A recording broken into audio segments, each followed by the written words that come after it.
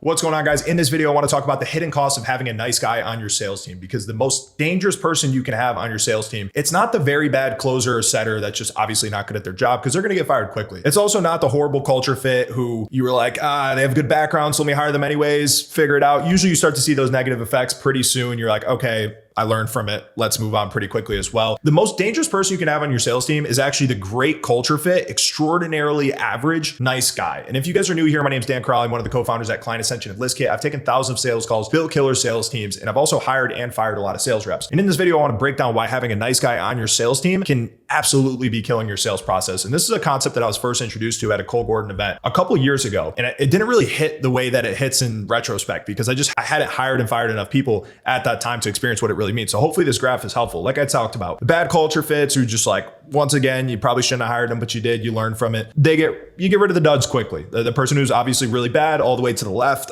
which is low performance. The performance is on the x-axis, the culture is on the y-axis. It's also not the killer. Killer can be, anywhere from here to here. It could be, maybe a great culture fit, or maybe not so much, but they're hitting their numbers. They're doing their thing. Like, they're not a horrible culture fit, but they're somewhere in this range over here. This guy right here, the nice guy who just passes the test, the performance that you need to see in onboarding to stay on the team. Like, they get to half KPI in the first 20 calls or 2 weeks, because if they don't, I fire them right away. And then they get to full KPI, but they never need a new KPI, right? They're always kind of right at KPI or a little bit below, and they kind of get up and they kind of bounce along the bottom, right? Like if your KPI is a 25% close rate, they're kind of always in that 20 to 25% range, right? They're never like, okay, you need a new quota because this guy's knocking it out of the park. And they're also a really good culture fit, right? So every interaction you have with them is pretty positive, which is why they stay on the team for longer, which is why they can be that much more dangerous, because you can just let that situation persist for so much longer. So let's talk about why being a nice guy is very dangerous in sales, because it feels safe. Like, these people represent your company the way that you want them to, but it kills revenue. Now, nice guy reps, they mistake politeness for professionalism, and they're far too agreeable. That's the biggest mistakes they make. And it's usually just the type of person that they are. They're probably a people pleaser, and that's just kind of the way that they act. So it's very difficult to change. They don't challenge a prospect in discovery when right off the bat, they establish that they're just shopping around, right? If that's the case, you always need to push and challenge them to create a real gap, uncover a real need, or create urgency, or you're really shooting yourself in the foot right off the call. So if people are ever coming onto your sales call saying, well, just looking at different lead generation solutions, trying to see what's out there, you need to push them on like, okay, well, what's not working at the level that you want it to right now? What are you looking to get out of this meeting? Why do you feel like now is the right time to finally address it if it's been going on for 2 years at this point? Like, you need to establish like real timelines and urgencies and needs that you can help them with. If not, they're just going to shop around. And as most people do, whenever you guys are walking by a store, you kind of walk in, look around, and you walk out, unless you're already pre-sold, which obviously we want our sales guy to be able to sell people that aren't just pre-sold. They don't press when there's tension. And I'll talk about why tension is a good thing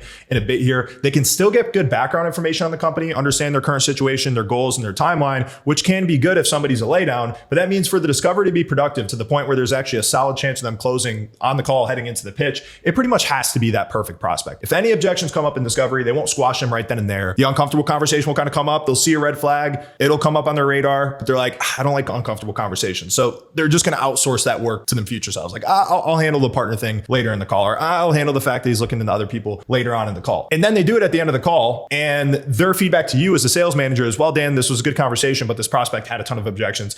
Wasn't able to get them over the finish line. And it's because they're seeing these objections come up, but they're not willing to push and challenge that person and squash them right then and there. Now, unless you want your sales rep to only be able to close laydowns, somebody that has no obstacles, that would make it difficult for them to close. They need to be able to remove those obstacles in discovery, or at least make some progress in moving them, right? If they have 3-4 more sales calls booked, who are they with? Why are they looking into those companies? If everything was perfect here, would they move forward?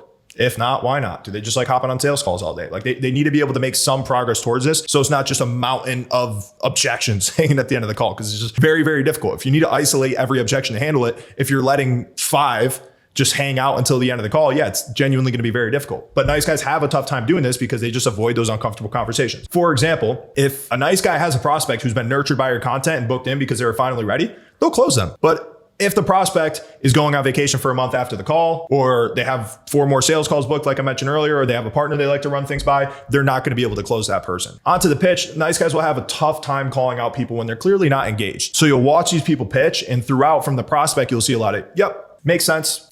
They're kind of just like sleepwalking through the pitch. Maybe they're looking at their monitor. When you're asking a question to the prospect to see if they see the benefits, right? Cool, man. Like, do you see how that'd be able to fix XYZ issue? If it's more of the same, if the prospect is just continuing to be like, yep, makes sense. Yeah, I see how that could work. You need to challenge them, but a nice guy won't. They won't pull out those objections that are clearly being left unsaid inside of the prospect's head, right? Like when you know somebody has objections just because of their body language, the way they're interacting with it, because once again, we want to squash those objections one by one and isolate them, you have to pull that out of their head, which is some tension right there. So when objection handling, it's going to get even worse. They hear a price objection, they're going to retreat and be like, oh, let's see what we can do. I'll talk to Dan, I'll talk to my sales manager and see what we can do on that. Prospect pushes back on something. Well, like, I don't know if we actually need that. I don't know if I like that. They're going to start to over explain and lose authority. Well, hey, this is why it's really, really good. And then once again, trust is going to tank because they're like, okay, this guy's clearly just going to continue to have this weird need to validate himself. And that's not necessarily somebody I want to be led by. So the authority goes down. The prospect is clearly contradicting themselves, right? So there was clear like urgency and discovery, but now all of a sudden it's like, well, we're going to look at this and probably make a decision over the course of the next month. They're not going to call that out. They're not going to be like, hey, what happened? You guys told me you're looking to accomplish this by this date. And now all of a sudden it's a month to do this. Do you mind if I give you some feedback on your decision-making process here and just go at them for that? Because a lot of times like the way that these people are making decisions is the thing that's preventing them from helping them hit those goals. So when I talk about tension, challenging them, like it's always for the prospect's own good. If it's been a tough call throughout, they're going to soften the close. Hopefully they still ask for the sale, but even if they do, they're kind of going in there and kind of like half pitching it like, yeah, so this is what it would cost, this is what it would look like, as opposed to being like, cool, this is what it's going to look like. Are you ready to get started? Basically, just any uncomfortable conversation start, they're not going to hang in the pocket. They're going to try to get out of it because they just don't like the uncomfortable conversations. Once again, these are people pleasers that kind of just go through life and they like having like pleasant interactions. Now, ironically,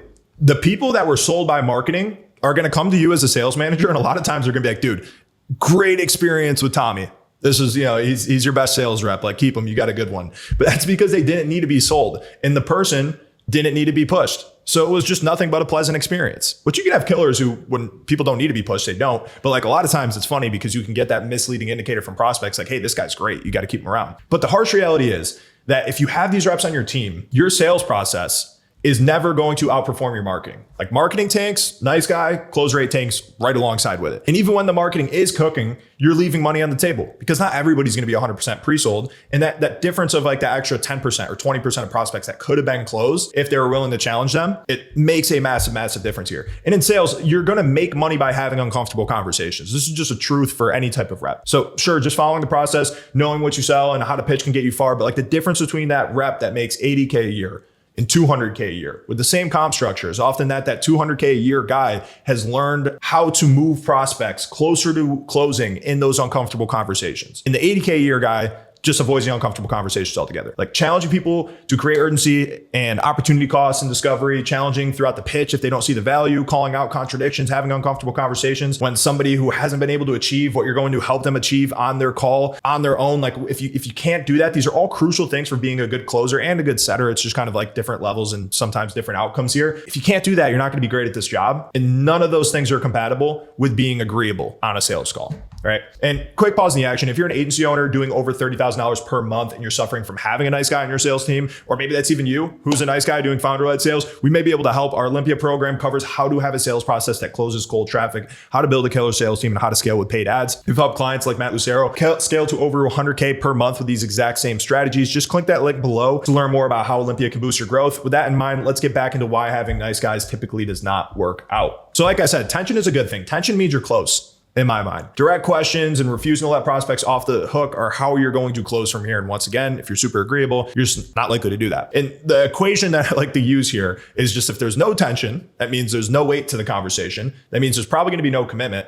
And that's going to mean no decisions going to be made on the call itself. And if we're doing our job as sales reps and we're always aiming to have a decision made on the call, whether that's a yes, a no, or a very clear next step that makes sense to both parties and doesn't completely contradict what they told us earlier, most of the time there needs to be some tension because that leads to decisions. So what are some examples of using the tension to have a real conversation that gets us closer to the close as opposed to just trying to avoid tension at all costs? So challenging and discovery, for example. Hey, why all of a sudden do you feel like now's the right time to fix this? Well, Dan, why wouldn't I want to fix this? Well, you haven't in 3 years. So I'm wondering, was there a straw that broke the camel's back, or what's making you feel like you're actually ready to address this? Once again, it's not just asking the first question, because you can have the best sales script in the world from a guy that closes 90% of his prospects. Doesn't matter, because you're going to ask these questions. You're going to get a varying level of like a decent or just shit answer from a certain prospect. A lot of times those second or third questions until you get the outcome that you want. I talked about this in my last video, but discovery is about not just asking the questions, but asking the questions until you get the outcome that you want,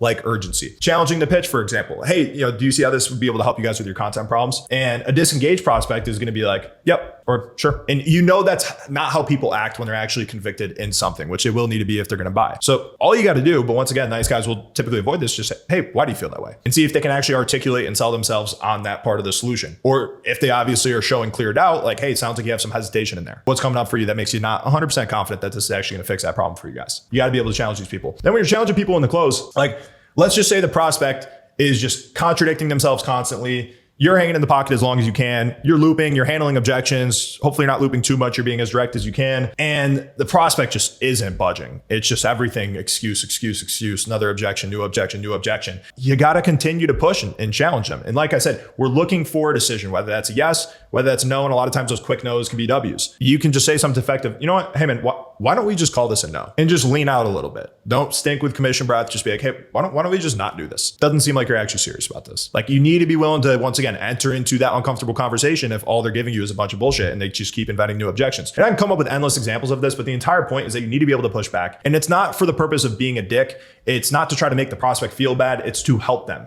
They haven't been able to get the help they needed up to this point. So their decision-making process, limiting beliefs, and the current actions that they've been taking, all of that is responsible for the fact that they haven't gone through the transformation that they're looking to get to. Whether that's from fat to skinny or poor to rich, whatever it is, like all of this stuff that they're telling you is responsible for that. So you need to be able to push back on them to get them to break through. And it's very crucial when there is that tension. Like I said earlier, you do not let this person off the hook. And this is just for you guys, is just general sales advice that you can have for yourself or share with your team. Because nice guys, they typically won't even get into this part of the call. But odds are if that you're pushing them to the brink, and it's not the most pleasant experience for them. And a lot of times, like that's not how we help people. Like, most growth comes in uncomfortable situations. If they don't give you a yes or a no on that call, you're probably never going to hear from that person again. So seek decisions, not validation. We don't want a lot of like, hey, Dan, this was a great pitch. This all looks good. You do a hell of a job, man, with your sales calls. Like, all of that, compliments are such a common form of like deflection in sales. Don't listen to it. I would rather a quick no in that situation. If I know that I've pushed this guy super hard and there's no reason that he shouldn't close, I'd rather take the no as opposed to the cool, man, like, but we're going to take our time. We're going to let you know. So you got to have that mindset of like, yes, no, or very clear step that makes sense to both of us on the call here. Now let's get into why this is so costly. And the following here is just from my own experience. So I can't tell you that this is currently happening with your nice guy in the sales team, but I can say that I've had 3 separate companies get to 6 figures a month at this point, and this has just been what I've seen. So the difference between a nice guy closer and an A player has typically been like a fifth. Like, let's just say if our average close rate for a nice guy is like 15 to 25%, an A player will be closing at 30 to 40%. Yeah, I'm seeing those gaps on the team, right? We have this guy here who's a killer,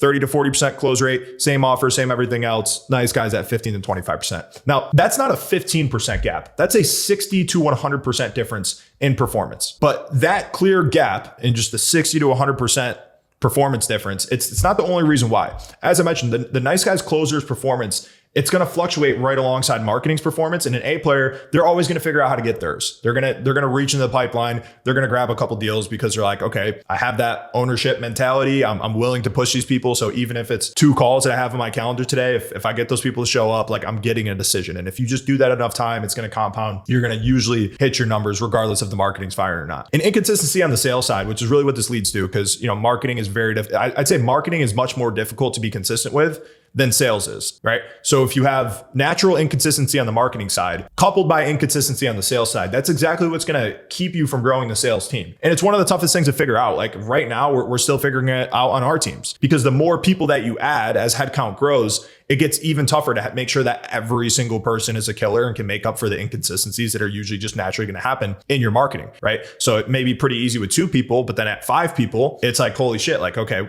we need 5 killers. And this is why talent is so valuable. And we can't have any of those nice guys, or we're just not going to be able to keep growing the team at the level that we want it to. And the reason why this is so costly, going back to the beginning of the video, is that because these people are genuinely hard to fire because there's no lack of effort. You probably enjoy every single interaction with them because you're just nice guys. Like I said, they're usually great culture fits. Like they're usually the boy, like they're usually great. And there's no gross underperformance below KPI either. And like I said earlier, they're representing your company well. The problem is that performance gap, because they're hard to fire, is likely to persist for a long time. And if you break down the numbers, you're going to be kicking yourself, because just going over the math, let's assume for your offer, the nice guy is closing at 25% and the A player is closing at 40%. Let's also assume the average deal size for the nice guy is $2,000 and $2,500 for the A player. If they're both getting 40 live calls per month, let's just say both of them have 40 sales calls that actually show up. The nice guy's going to close 10 deals for 20K cash collected. A player is going to close 16 for 40K cash collected. And if that goes on for a year, that's a difference of $240,000 in revenue, almost $250,000. That's massive. And these are pretty regular numbers that I've seen in experience. And as a business owner, if you get a 50% margin on all the revenue collected after fulfillment costs, commission, all of that, that's $120,000 coming out of your pocket just with one of these guys who are existing on the team. And you're basically just allowing them to hang around once again, like I said, because they're usually pretty cool. One more quick note before we finish. If you haven't yet, hit that subscribe button and let me know in the comments what you guys want to see in future videos.